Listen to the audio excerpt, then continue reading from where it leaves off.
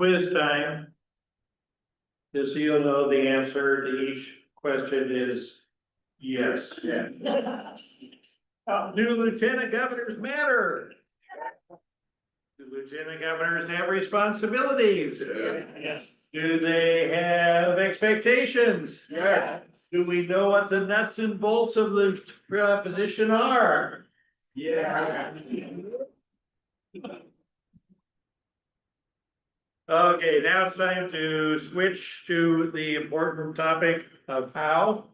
This is important because knowing what we are responsible for doing is obviously only half the equation. How we carry out the role determines whether clubs feel supported or scrutinized, encouraged or overwhelmed, confident or unsure. All lieutenant governors, of course, have the same job description, but each of us can create different experiences for the clubs we serve. The difference is not the checklist, the difference is how we show up. The how is where leadership exists.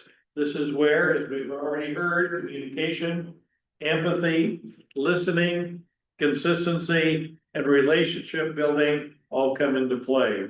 This is, again, where the build, nurture, and retain model becomes real.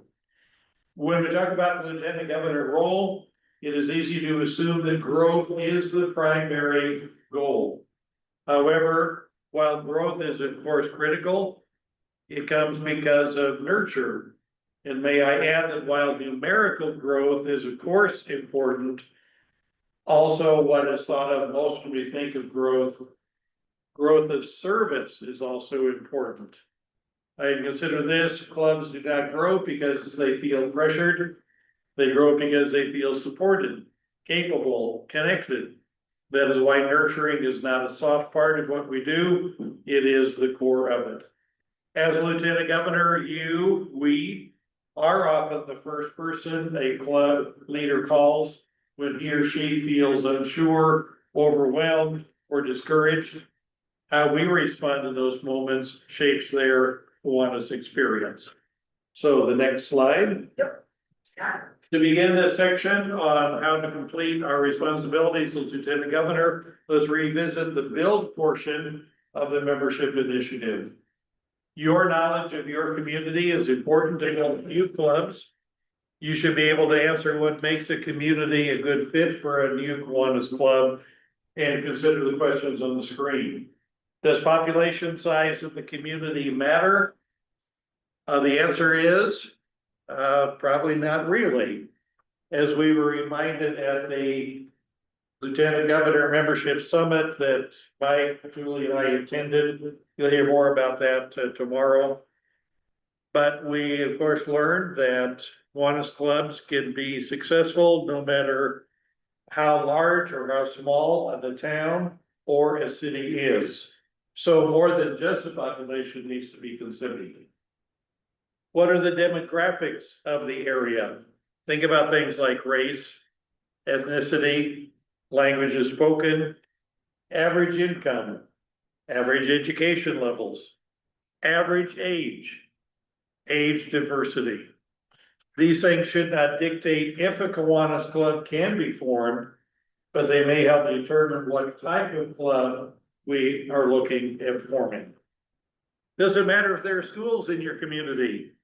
So Kiwanis aims to serve children, having an active school system in the area or in some rural areas, schools in the neighboring town is important. Addressing some of the school's needs, developing service leadership programs or scholarships can give a new club purpose. And I think it can also, if needed, provide a refreshing new outlook for existing clubs. And active faculty, administration, involved parents can help populate the new club or revitalize existing clubs. Is there a service organization present already?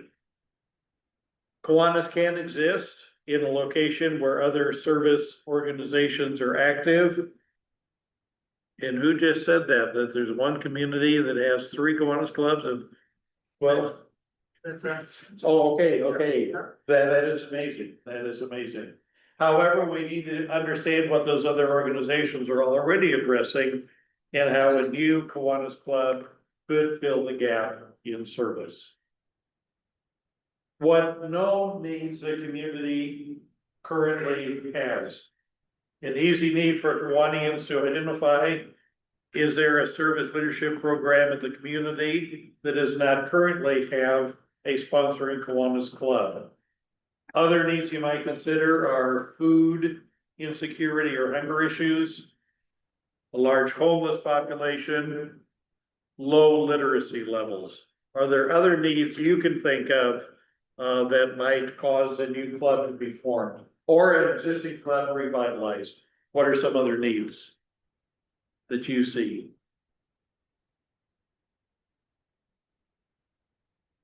Meeting at a club time that would allow members to attend.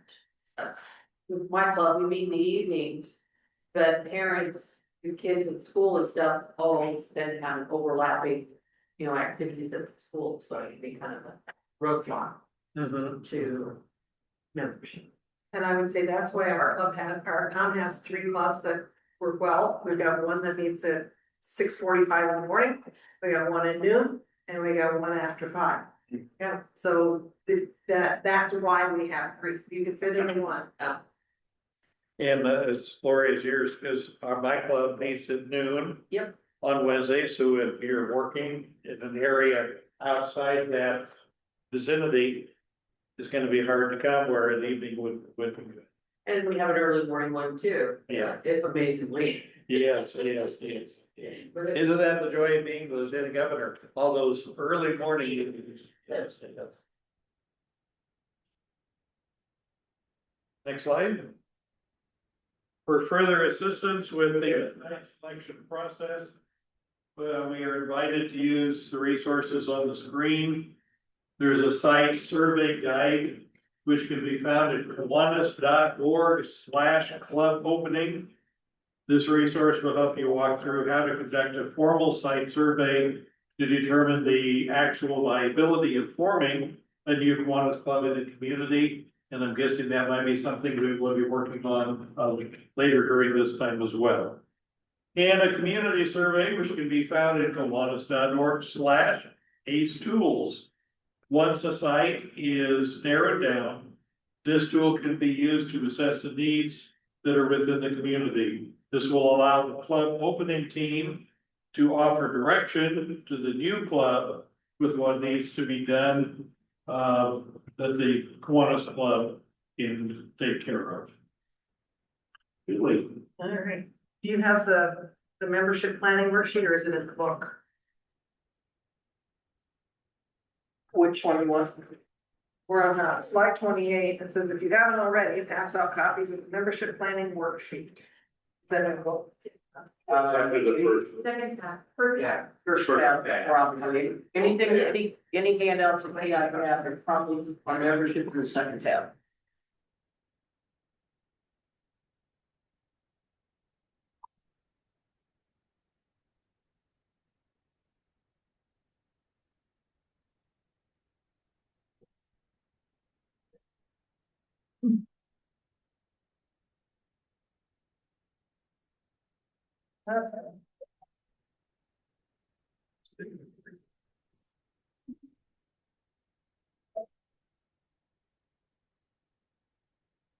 All right, so the membership plan outlines several approved membership growth tactics that help clubs grow and retain members.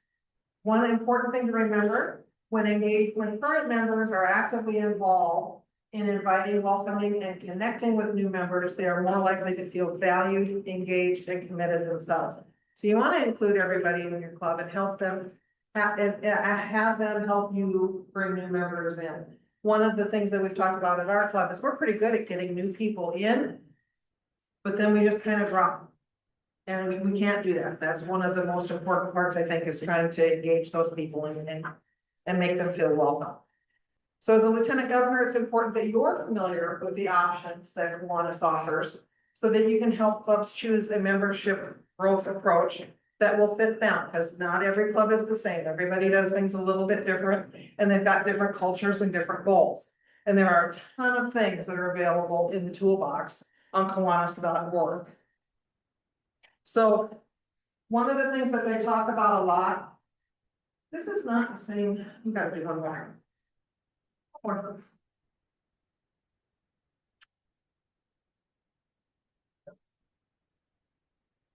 One of the things they talk about is 2 for 2. We've already talked about that a little bit. That's probably one of the easiest and cheapest ways to go about doing the membership drive, is just to encourage people to do that. Say, you know, in January, these 2 people are going, in February, these 2 people are going. Or have everybody make a run at it all at once and try to do it all at once. But it's steady and it's incremental. A club boost is designed for clubs that are seeking a larger impact. Those are for clubs that are maybe struggling a little bit and really need to bump up their membership. And they can do that quickly. Then they'll work together, or reach out to community businesses, business owners, and business leaders. And they'll try to do things to increase your visibility in the community. This is something that the district has tools to help with if you wanted to do a boost. And it is a little bit more work to put that together. That would probably also be followed up with an open house, or you could do that on your own if you wanted to do an open house.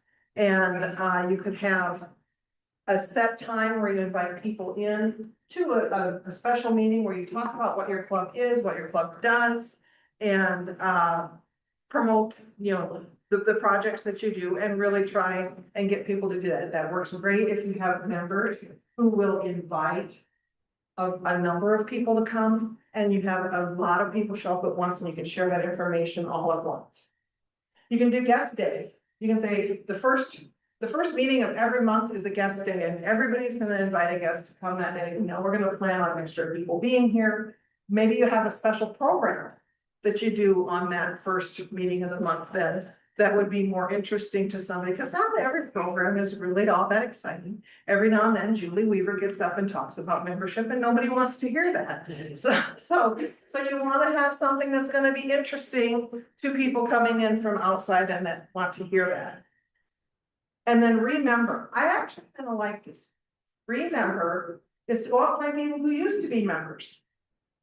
Maybe their kids were active in sports and they couldn't get to the meetings anymore, but now maybe their kids have graduated and gone on to college and they're empty nesters. Wouldn't we like to bring them back? Let's remember them. It'll make them feel valued, like you remembered them and thought highly of them enough that you would go out and invite them back. So not one single tactic works for everybody. You don't have to do just one of these. You can do multiples of these. You can do one each quarter, however you want to do it. But when all of the club members are involved, you don't just have growth. You have a commitment from your members, and they're more involved in the growth of your club.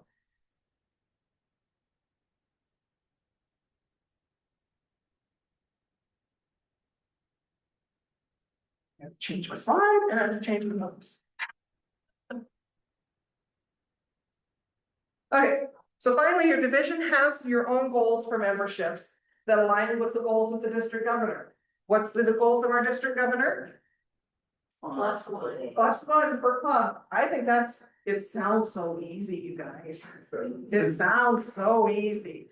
And then we know that it's gonna take some work. But this template is designed to help you have a clear and intentional membership plan for your division. Don't just sit in the corner and make this up yourself and say, this is my membership plan for my division. Share it with your division. Let them know that this is what you want to do. And it'll help you identify the district's membership goals and ensure that the goals support and align with what the district wants. So then the template will provide spaces for you to identify potential club opening sites, and it will also have key steps and important dates that you can use for the process. And in addition, you can list other locations in your divisions that may be strong candidates for future growth. Wouldn't it be great if you opened a club in your division and said, and I think next year we can do this town? We don't ask for much. So the next step is to set the membership goal for your division. And this can be set as a number or a percentage. You can do it either way that you wish to do it. And then on the second page, there'll be a space, when we get into the form, there'll be a space where, you can track your membership plans that your clubs are doing. And it kind of gives them a little accountability that you're like, hey, so what are you doing? When are you doing that? How can I help? How can I be there? And then while you'll support your clubs through a more detailed planning process, this summary will allow you to streamline your information and quickly see where you're at for club follow-up that may be needed.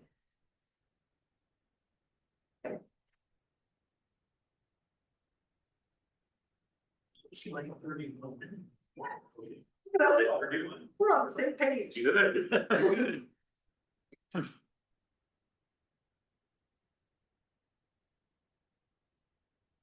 It's now time to move on to the nurture part of the retain, build, nurture, and retain.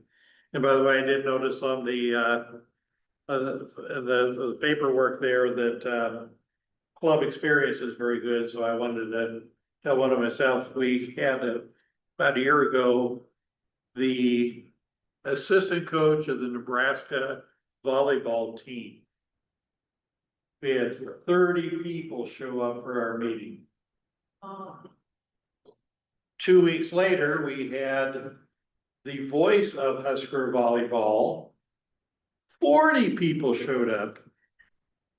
I was the speaker in the in between week 8. Not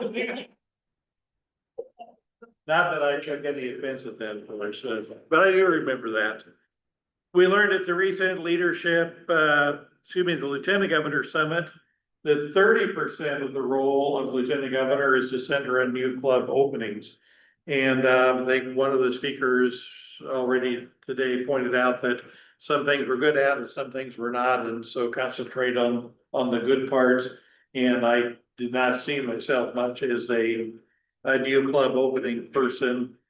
Probably focus more, it's the 70% is on the nurture portion of Kiwanis membership initiative. This is where we have probably the biggest impact on the clubs in our divisions. In this section, we're going to focus on a number of things, specifically how to support without taking over, how to guide without micromanaging, how to ask questions instead of give answers, and how to build trust that allows clubs to grow and retain members naturally. An important question to ask is this: when my clubs interact with me, do they feel more confident than when they started? The next slide. This slide and the next one consider various warning signs of wavering clubs.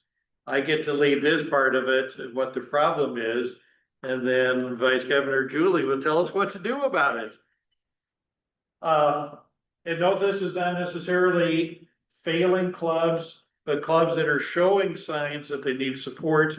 For any of these, feel free to add any comments. Here are some signs: declining membership. That, of course, is a sign of wavering. So too are late dues payments. And I think that applies not only to members of clubs, but the clubs getting the dues to the district and national office. Difficulty finding and training new leaders. Do we ever have problems with that? Finding new leaders can be difficult. And I understand it is also sometimes difficult to convince leaders to attend training. Even if the leaders have served in those same positions before, it is still important that they go through the training, because many times there's new information, new ideas. Training is still important. Remember that there is training of presidents and secretaries available, I think, at the district level and at the international level. And in fact, training is required. Not everybody does it, but it is a requirement. Limited or inconsistent club programs. I think this applies to meeting programs and programs of service. We've already addressed that 2 or 3 times today. Do some of the service projects become so old hat that people lose interest in it, and what can we do about that? Resistance to change and over-reliance on tradition. Any comments you have about these signs, ones you have faced or do face, have faced, and maybe what you have done about it so far, or what you plan to do? Any of those that strike your attention? Yes. I think one thing we just finished up with our club is doing the club survey. We do it every year, find out what we're doing right, what we're not doing, what's irritating, what could be changed, ideas for new projects. Just a whole range of things can be asked of your members. And I've always found them to be quite honest about complaining about what kind of donuts were being served to whatever, and then I remember one of them a few years back talked about recognition. So the incoming president took that to heart and really got into the recognition of people. Okay, this group was at the food bank during the third week of that month. Let's get them all up here. We got some special for them, made up our own little awards with those little K buttons, and just got that going. And that's important. And so when it doesn't happen, people are beginning to notice, because a new leader might not see how important that is. And so those are ways to get lots of information from your own members, will guide you as well. I think many of you know Sue Waldron from the Lincoln Northeast Club. And this was maybe 2 years ago at our officer installation thing. She had a certificate for everyone, marking something they had done for the club, with the club. And it did not come across as a participation trophy. It came across as, hey, I may not be an officer, I may not be known by everybody, but this was recognized and how important that is. Any other comments?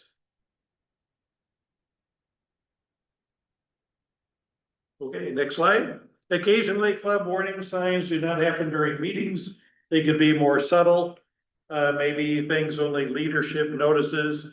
These concerns might pertain to community visibility or operational challenges associated with managing a club. Here are some of those signs. Again, feel free to comment during or after. Limited understanding of current community needs and not caring to know what those needs are. Low visibility due to limited social media use or an updated website. And I'm going to make this comment, and we all know it, but it probably doesn't hurt to be reminded. If you have such sites, keep them updated. It is, of course, not a good look when the information is not current, all the way from who the officers are to having activities published that happened a year ago or 2 years ago, which we know happens. If there is not a dedication to keep those sites current, maybe it's better not to have the sites at all until you can find someone in that position. We mentioned this already, low participation in division, district, or international events. Weak budget approval and financial oversight by the board. Non-compliance with tax or legal requirements. Monthly reports not being submitted to Kiwanis International. Be watching for any of those signs in your clubs and be ready to offer help. Any thoughts on those you would like to share? Maybe those you have faced and what you have done or will do, Mike? Well, as secretary this year of my club, fair to say I'm totally behind on it. And I remember once got a call from Pentagon. Okay. I didn't know he was supposed to. I didn't know he read my. I didn't know anybody read my report. Yeah, that's why I'm going, because I really need it. So, maybe that's something I'm. Okay, good. What happened with those reports once they're targeted? What does a lieutenant governor do with the monthly reports? That's my question. Please, Ed. And believe me, I don't have all the answers, I just happen to know the answer to this one.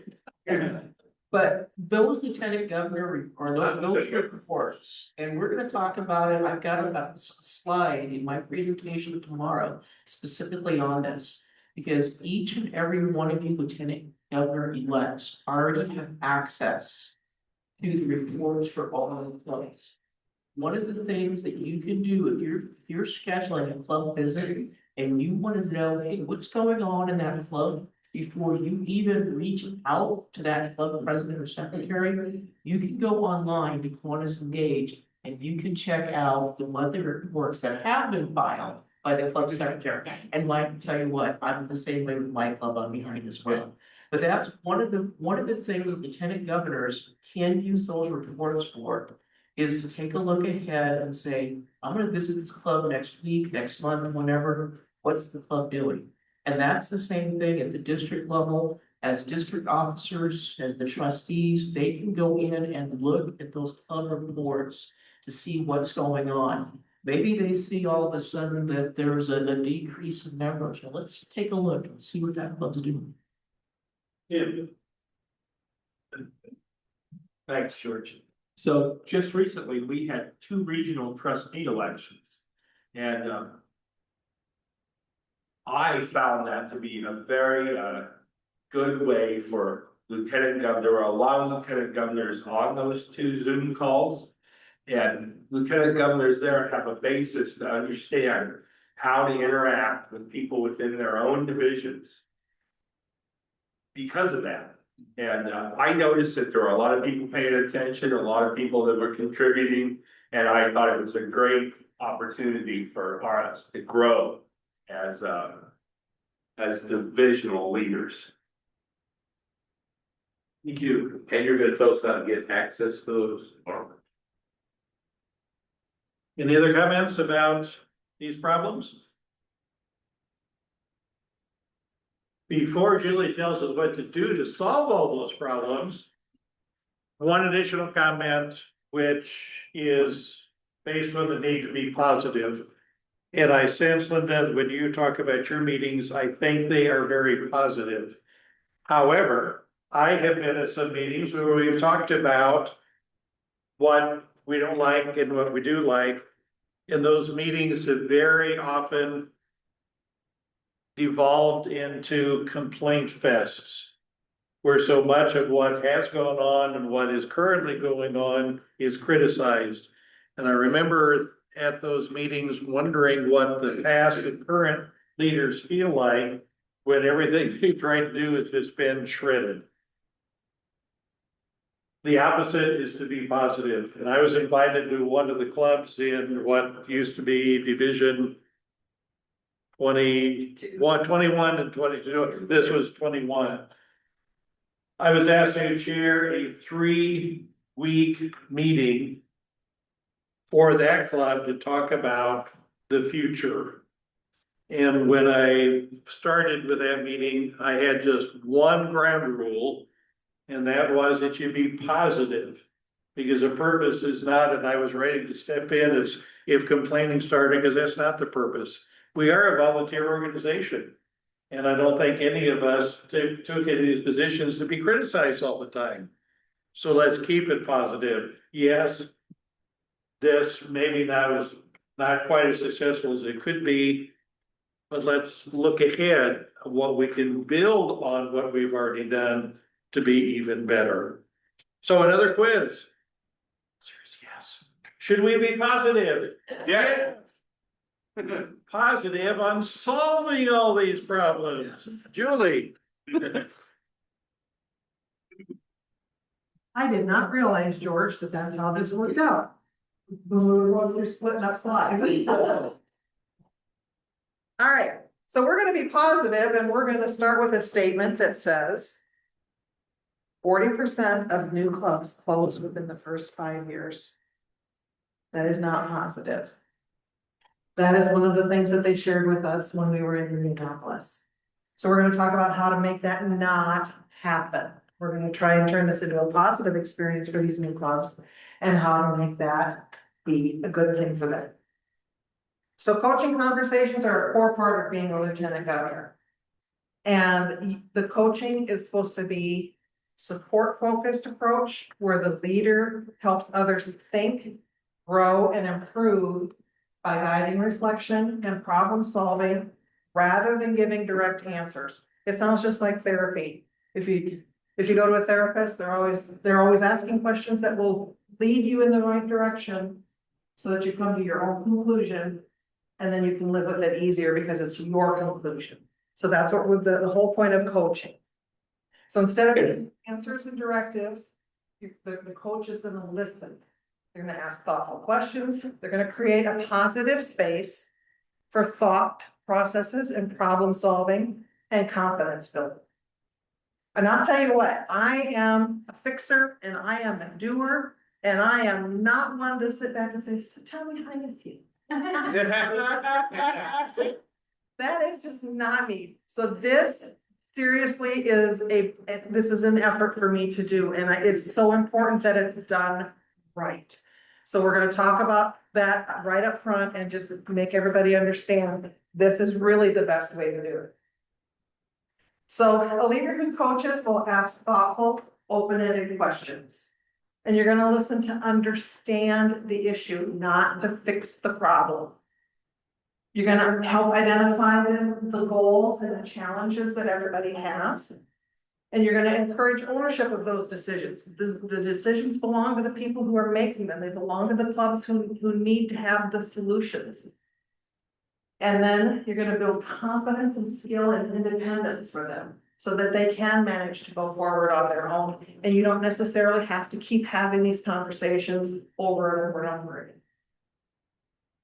So whether you're identifying early warning signs in a wavering club, or if you're supporting clubs in a more meaningful way, how you approach this conversation really matters.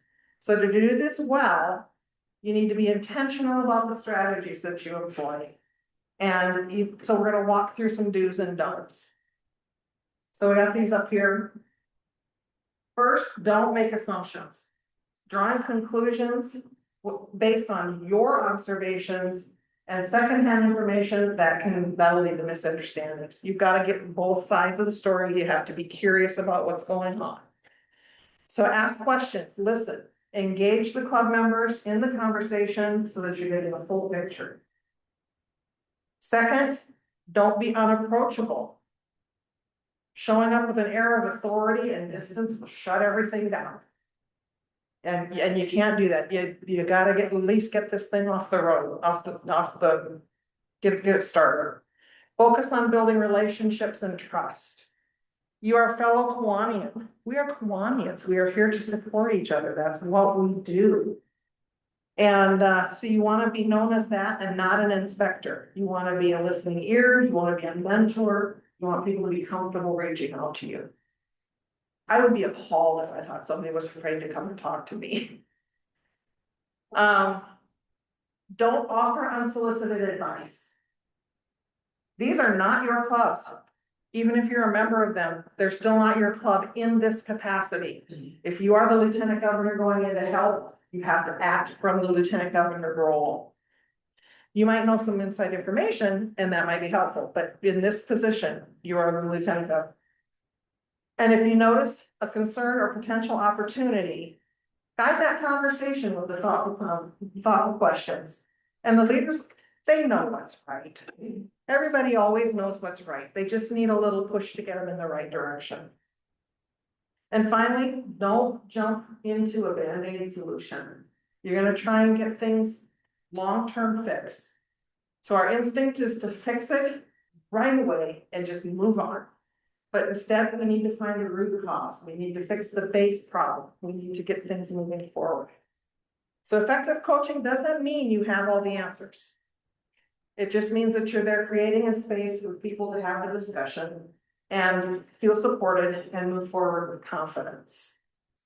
Does anybody have any thoughts or questions or experiences in any of these roles like this? I don't know how you guys talk to George. Could just make the comment, my personality is like yours, Julie, is like, wanna fix it, move on, asking open-ended questions and stuff. It's not- Yeah. My wheelhouse. Yeah. Let me tell you what you need to do. You know, it's interesting. I'm actually a certified life coach and through First Mod. And so this is actually what I'm certified in. And it is very different than my personality, which is your personality. So you have to put on different hats. Yeah. You have to really fight the urge. Yep. When you're in your role, because most of us want to help. It's human nature to want to help. Fix it. We want to fix it. Yep. That's human nature. And I especially think that's true maybe of leaders. You know, we're used to being the ones that have to come up with the proper answer. Mhm. We're the ones who have to fix things and move forward. Julie, I like your comment of, we know the answers already, and when I am troubled and want to talk to somebody, I don't need you to tell me what to do. I already know. Just listen and show some empathy, and I think that's what you're saying, that we can be for the clubs. Yeah. And there are times when they do need direction, other times you just need to listen here. Yeah, create I that can just space. be that. Yep. Absolutely. And I think too, you're a lieutenant governor for your own club, right? So how hard is that to separate, separate those tasks as well, so keep that in mind. Mike. In my other life, I'm a member of our theatrical organization. I'm on the board there, also charter volunteers. But they always want the board to work. And so they needed a producer for this last show. And everyone in the world has always told me, you'd be a terrible producer. And they're right. Because I'm a director, I like to direct show. But they needed a producer. So my wife is an excellent assistant director and a producer. So she became the head producer. I was to learn. Something would go wrong, or some problem would come. And she believed I had to say things. That's not your job. So that experience makes me think I could bring that to this experience, because I'm also like you. And my club knows I'm like you. And they're like, oh, Mike, yeah. You know, that, like, he'll take care of it, he'll take charge. And yeah, it's gonna be hard for me to do that. Yeah. But I think they need to see the other side of me. And the other clubs do too, because I talk to everybody. And so they might see a different side of me that they're not experienced with. And that's Hopefully I good can thing. handle it. Hopefully they can handle it. Hopefully, we can handle it. Yeah. Yeah. Well, it's good. Anything else? All right. So these are some suggestions for open-ended questions that'll get you talking with your leaders. Remember, just ask one question at a time and let them answer that. Listen fully. Resist the urge to fix. The power of coaching comes from helping others arrive at their own clarity and solutions.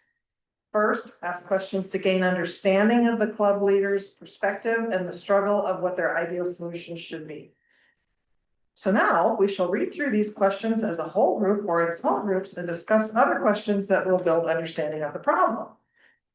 So these are the questions you should be asking. And I think it's ideal that you start with what's been working well. You start on a positive note. We want it to be positive. We want it to come forward in a positive way. What feels the most challenging? If you say challenging, that's a nice way of saying what's not working. It's just a better way to say it.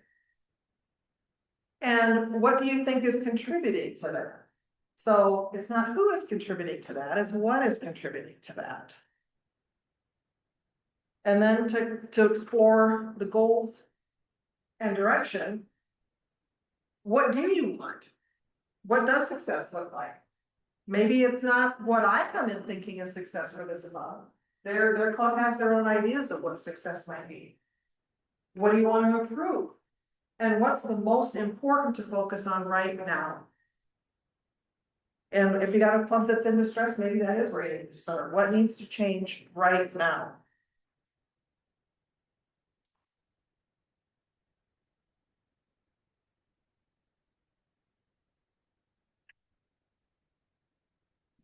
Next, we want to encourage club leaders to explore potential solutions by posing questions that empower them. Our goal is for the leaders to take ownership of both the problem and the solution. And they are more inclined to take action when they believe the solution is their own solution, what they came up with. So the first thing, what options do you see? They might have great ideas of what options are, and not just one, throw it out one solution. What are some choices that we have for options here? What's one small step that might help? So you always start small, we all know that. And if resources weren't a barrier, what would you try? There's always resource limitations, you guys. If we had unlimited money, we could do all kinds of stuff. And so then what feels realistic? And then you can't just drag this on forever. You have to actually close this conversation out. You have to actually start making some motion forward. And so you're gonna talk about what's your takeaway? What's one action you want to commit to? Always have an action step at the end. Somebody's got to do something to move forward, or you're gonna be stuck right where you're at forever and ever. And how can I support you as we move forward? Again, we don't want these people hanging out there all by themselves, thinking they're all alone. That's our job, is to help nurture them along. We are the nurturers. Does anybody have any situations that you can think of that might fall into something like this? Or that you would be willing to even open up and talk about?